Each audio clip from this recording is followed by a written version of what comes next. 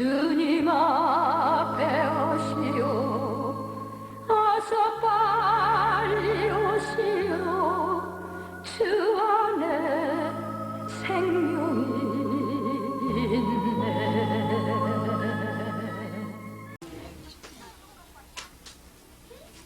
아울러 한 가지 더 부탁드리는 것은 교회가 없는 마을이기 때문에 이곳에 개척을 했습니다. 생각날 때마다 기도해 주시고 400년 된 마을인데 아직까지 교회가 들어오지 못했기 때문에 하나님의 명령에 의해서 왔을 따름입니다. 더욱더 이제껏 길러주셔서 또 기도해 주셨으니까 앞으로도 목회사역 잘할 수 있도록 기도해 주시고 권면해 주시고 채찍질하여 주시면 감사하겠습니다. 이 시간이 있기까지 여러 가지로 수고해 주시고 염려해 주시고 또 이 자리에 이렇게 추운데도 많이 오셔서 함께 해주신 여러분들께 정말 감사를 드립니다. 감사합니다.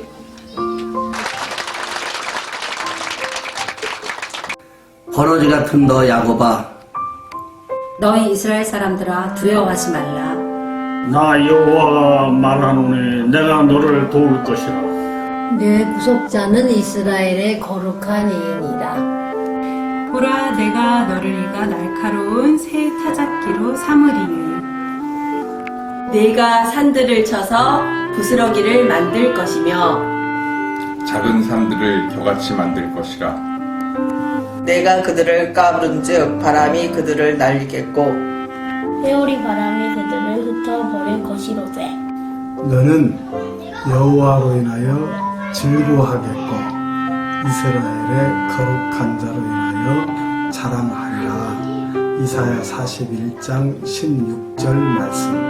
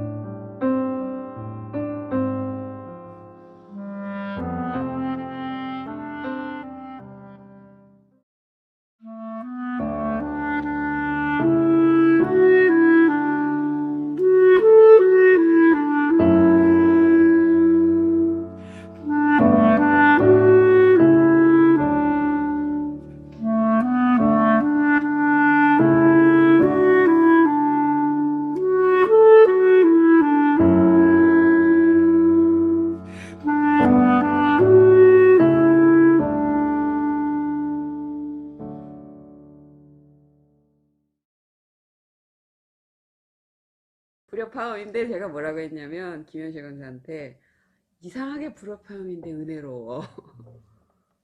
그래서 그 오케스트라 연주, 그러니까 반주를 하면서 피아노뿐 아니라 다른 악기도 같이 반주를 하면서 성가를 부르는 그게 되게 은혜로웠고, 제가 아주 시골 교회에서 나 들었던 그런 그 찬송 분위기, 그리고 그 정말 음역대를 넘나드는 그 불협화음의 성가대.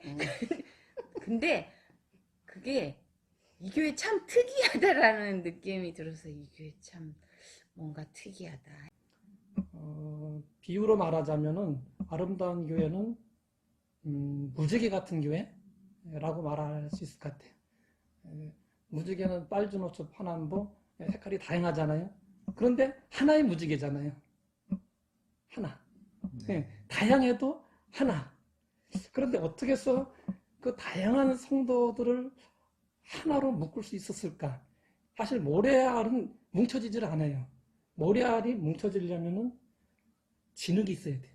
진흙이 다 이렇게 모래알을 묻혀가지고 하나로 만들 수 있는데 안 목사님이 그런 분 같아요. 그 많은 개성 있는 사람들, 예수님의 제자들 같은 경우도 아시겠지만은 제각각이거든요. 다들 출신지가 다르고 성격이 다르고 개성들이 각각인데 예수님 중심으로 해서 12제자가 하나의 공동체를 이루었거든요. 이 아름다운 교회도 그런 것 같아요.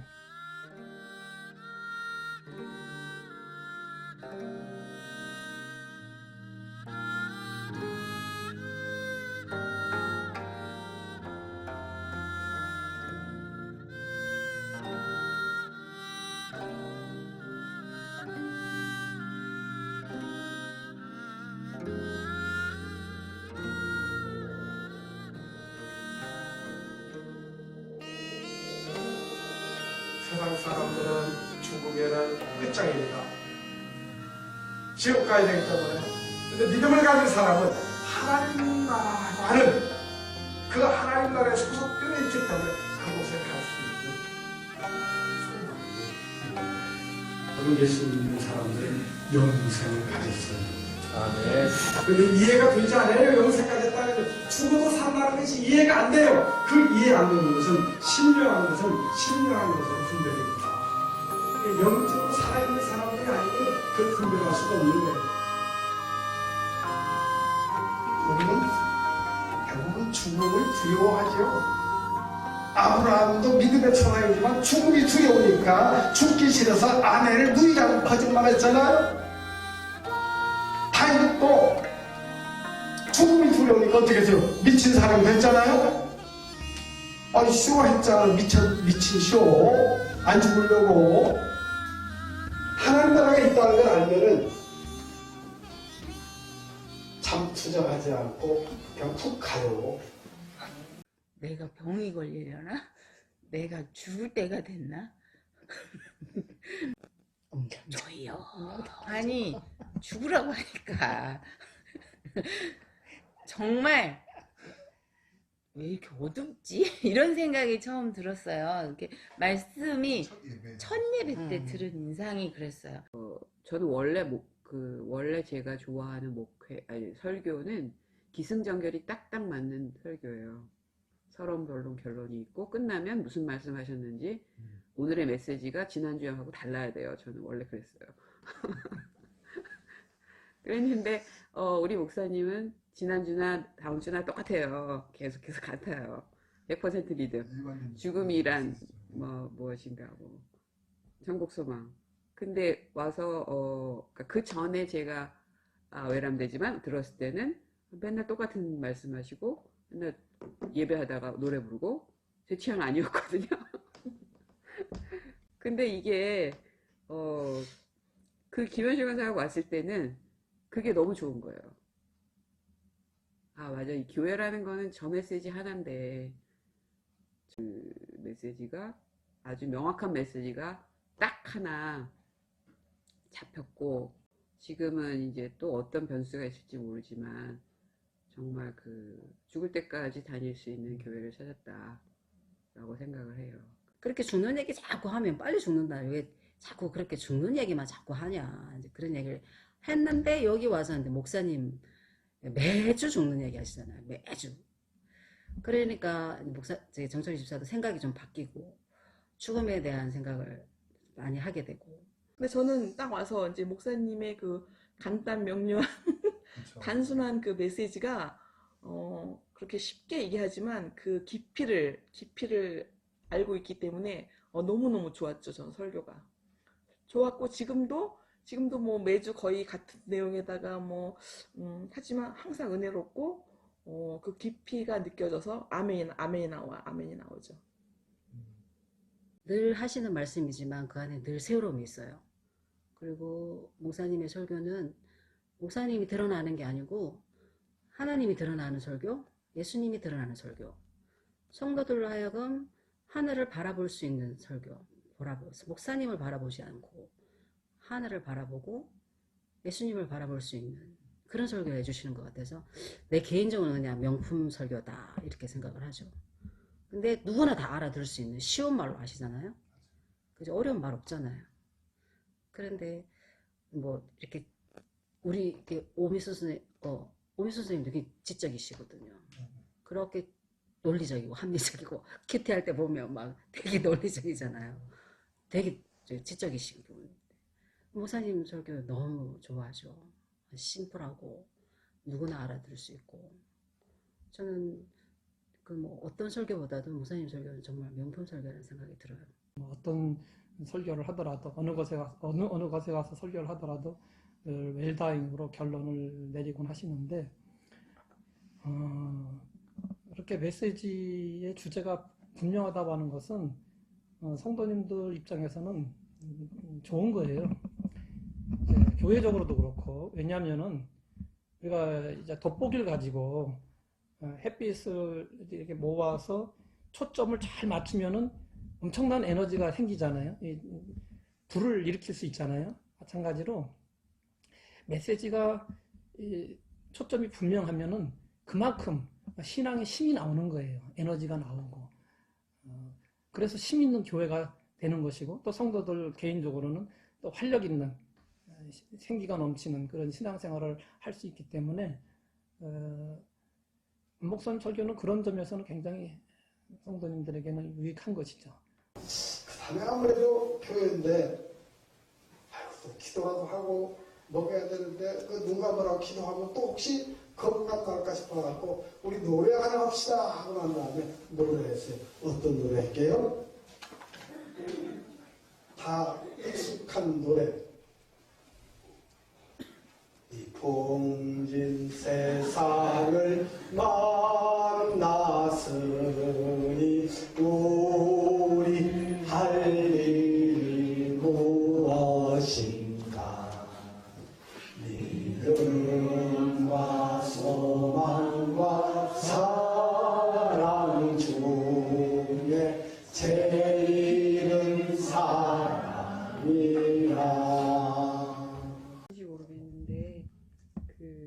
동막골, 웰컴 투 동막골이라는 영화가 있었어요. 거기에 보면은 그 북한군하고 남한군이 만나는 그 동막골에 그 촌장이 계시거든요. 할아버지인데 좀 마르고 머리가 하얗고 우리 목사님하고 외양이 살짝 비슷해요. 목사님도 많이 마르시고 이렇게 그러잖아요. 뭐라고 그럴까, 좀 이렇게 인자한 그런 느낌? 뭐든지 이렇게 포용할 것 같은 그런 느낌인데, 그 외양도 그렇지만 거기서 이제 그 북한군 소자가 물어봐요, 그 할아버지한테. 어떻게 이렇게 사람들을 다 통솔하느냐, 쉽게 말하면. 그랬더니 그분이 뭐라고 했냐면, 뭘 좀 많이 매야지. 그 말이 굉장히 거기서 인상 깊었거든요. 그때 목사님 뵙기 전이에요. 그 영화에서 그 사람이 말하는데, 그 뭘 좀 많이 먹여야 된다는 말이 단순히 그 음식뿐 아니라 그들의 필요와 그런 것들을 다 공감하고 공급해주고 그런다는 느낌을 받았는데, 목사님이 이제 외양도 그러시고, 그 다음에 우리한테 밥 먹으라고 그러시잖아요. 밥 먹고 가라고 하고. 그렇게, 그런 느낌이에요. 그러니까 온유하고, 품어주시고, 깊이가 굉장히 있으신 분이다. 굉장히 단순하게 얘기하시지만, 말을 어렵게 하고 많이 하면 굉장히 어려워지는데, 그걸 함축해서 그냥 간단하게 먹고 놀아, 뭐. 그냥 오늘만 살아, 뭐. 목사님은 좀 내공이 엄청나신 분이시죠. 동생분이 그렇게 가셨는데도 불구하고 그렇게 속은 어떠실지는 모르겠어요. 저 같으면은 제 동생이 그렇게 갔으면 날마다 우울했을 것 같아요. 침울했을 것 같아요. 이게 뭔가 싶고 그랬을 것 같아요. 목사님은 하늘에 대한 산소망이 확실하신 분이시죠. 그랬기 때문에 그러실 수 있는 것 같아요. 그래서 목사님도 죽음의 고비를 몇 번이나 넘기셨기 때문에 목사님 한 가지 확실한 거 1번은 천국에 대한 소망. 그거 하나는 확실하신 분이신 것 같아요. 천국에 대한 소망이 있으면은 이 땅의 삶도 잘 사실 수 있다는 목사님의 지론. 사람들 맨날 왜 죽는 얘기를 하냐, 우울하게. 지금 으쌰으쌰 해서 잘 살아야지, 이 땅에서. 맨날 죽는 얘기해서 어떻게 살 수 있느냐, 힘 빠져서 이러는데, 사실은 목사님이 생각하는 그 삶은 죽음 준비를 잘해야 지금도 잘 살 수 있다는 그런 지론이신 것 같아요. 근데 저는 그 목사님의 그 사역하시는 모습을 보면서 충격을 받았어요. 계획하지 않는 거. 일단은 그 첫 번째. 저는 계획하지 않는 교회가 있을 수도 있구나. 깜짝 놀랐어요. 예산을 짜지 않는다는 거, 계획하지 않는다는 거, 그리고 구역을 뽑을 때 제비뽑기를 하는 것도 충격적이었어요. 남녀노소를 안 가리고 일렬로 나와서 제비뽑기를 하는데 그 제비뽑기에 별표가 있으면 구역장이래. 이거는 상상할 수 없는 일이거든. 정말 깜짝 놀랐어요. 성경대로 하시는구나. 그리고 계획을 세우지 않는다는 건 하나님이 일하시는데 이끌림을 받는 그런 100% 맡기는 그런 리듬이잖아요. 큰 교회에서는, 그러니까 어떤 교회, 그러니까 작은 교회도 그렇게 못하는 게 문제가 생길까봐. 속은 타는데 그냥 기다리는 거죠. 몰라서 기다리는 것도 아니고 다 알지만 그쪽 상대방 입장과 뭐 심경 변화 이런 것까지 다 감안해서 그냥 기다리시는 것 같아요.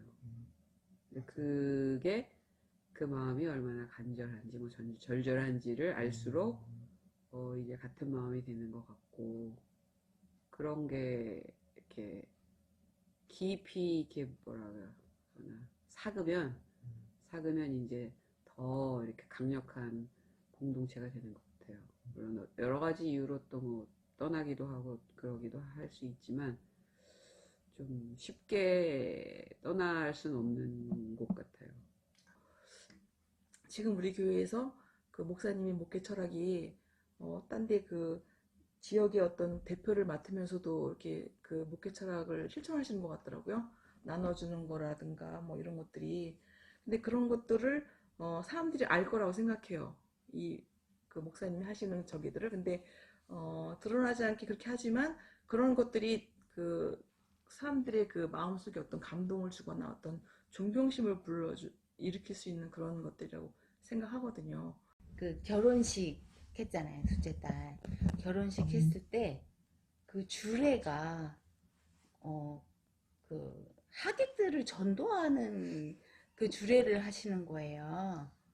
그게 또 정말 쇼킹했어요. 우리 놀랬지. 목사님이 그 복음을 전하는 데는 사실은 그렇게 안 해요. 목사님들, 그치. 특히 목사님들.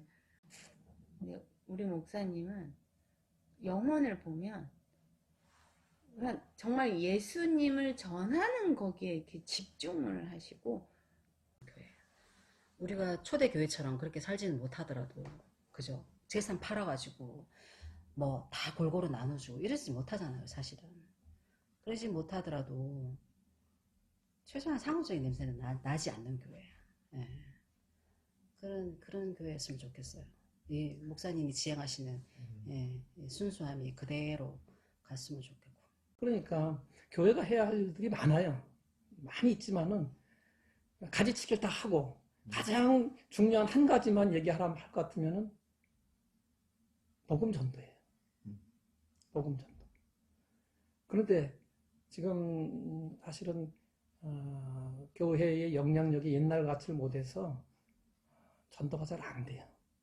그런데도 아름다운 교회의 사역을 통해서 목사님 통해서 이야기를 들어보면 계속해서 지속적으로 전도의 열매들이 맺히는 것을 볼 때 정말 감격스럽고 하나님께 영광을 돌리게 되는데, 그것이 말로서가 아니라 그리스도인다운 모습을 생활 속에서 보여주고 또 교회가 교회다운 모습을 보여줌으로써 뭐 강요해서 예수를 믿는 것이 아니라 자연스럽게 불신자들이 마음에 감동을 받고 교회에 대한 친근감을 느끼고 자발적으로 결신하고 결단하고 나오게 되는 그런 일들이 이 아름다운 교회에서 그리고 사랑 있는 마을에서 이루어지는 것을 보면서 오늘날 한국 교회가 어떻게 이 침체에서 벗어날 수 있겠는가에 대한 답을 얻을 수 있을 것 같아요. 아름다운 교회만 잘 살펴봐도 한국 교회가 나아가야 할 방향을 찾을 수 있을 것 같고 답을 얻을 수 있을 것 같아요. 그런 점에서 아름다운 교회가 굉장히 중요하다고 생각을 해요.